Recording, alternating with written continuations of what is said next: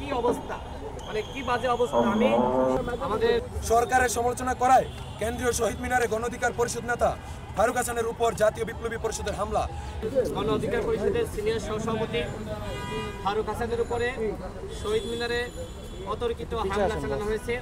জাতীয় বিপ্লবী পরিষদ নামক গজিয়ে ওঠা একটি সংগঠন, তারা সেখানে ফারুক হাসানকে অতিথি করেছিলেন।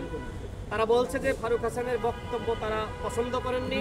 ফারুক হাসান সেখানে সরকারের বিরুদ্ধে বক্তব্য দিয়েছে। সেখানে ফারুক হাসান বলেছিলেন যে এই সরকারের প্রায় 5 মাস অতিবাহিত হলো, এখনো পর্যন্ত আওয়ামী লীগকে নিষিদ্ধ করা হচ্ছে না, এখনো পর্যন্ত আওয়ামী লীগের হাইকমান্ড যারা তাদেরকে গ্রেপ্তার করা হচ্ছে না, শেখ পরিবারের কাউকে এখনো পর্যন্ত গ্রেপ্তার করা হয়নি এবং শহীদের সঠিক তালিকা তৈরি করা হয়নি। যারা আহত হয়েছিলেন তাদেরকে এখনো পর্যন্ত সুচিকিৎসা দেওয়া সম্ভবপর হয়নি। এই যে সমালোচনা করলেন, এই সমালোচনা নাকি সরকারের বিরুদ্ধে এই অভিযোগ এনে ফারুক হাসানের উপর ব্যাপকভাবে হামলা চালিয়েছে। ইতিমধ্যে আপনারা সামাজিক যোগাযোগ মাধ্যমে সেই হামলার ছবি এবং ভিডিও দেখেছেন। সেখানে ছুরি দিয়ে কেটে ফেলা হয়েছে, তার কপালে জখম করা হয়েছে, তাকে গণপিটুনি দেওয়া হয়েছে এক ধরনের, তিনি মারাও যেতে পারতেন। আমি জানার সাথে সাথে সেখানকার সাংবাদিকরা আমাকে ফোন করে জানিয়েছেন যে ফারুক হাসানের উপর ব্যাপকভাবে হামলা চলছে। আমি জানার সাথে সাথে আমি শহীদ মিনারে যাওয়ার জন্য প্রস্তুতি নিয়েছিলাম। ইতিমধ্যে তাকে পিজিতে আনা হয়। আমি পিজিতে যাই দেখি যে ফারুকের অবস্থা অত্যন্ত খারাপ। আমি তারপরে সেখান থেকে আমি ফারুক হাসানকে নিয়ে আমি শাহবাগে এসেছি। এই যে ছবিটা যদি আপনারা দেখেন, এখান থেকে আমি শাহবাগ থেকে এসেছি, ওসির সাথে কথা বলেছি এবং ওসির সাথে অভিযোগ দেওয়ার জন্য আমি ভিতরে গিয়েছিলাম। বাট ওসির কথাবার্তাগুলো আসলে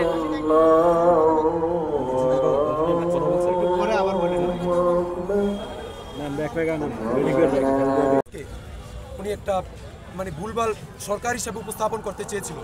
সেই সরকারি হিসাবে উপস্থাপন করতে গিয়ে উনি ওনার বক্তব্যে যে ভুল প্রকাশ করেছে, এটার জন্য আমাদের শহীদ ভাইয়েরা তাৎক্ষণিকভাবে সেটা প্রতিহত করেছে।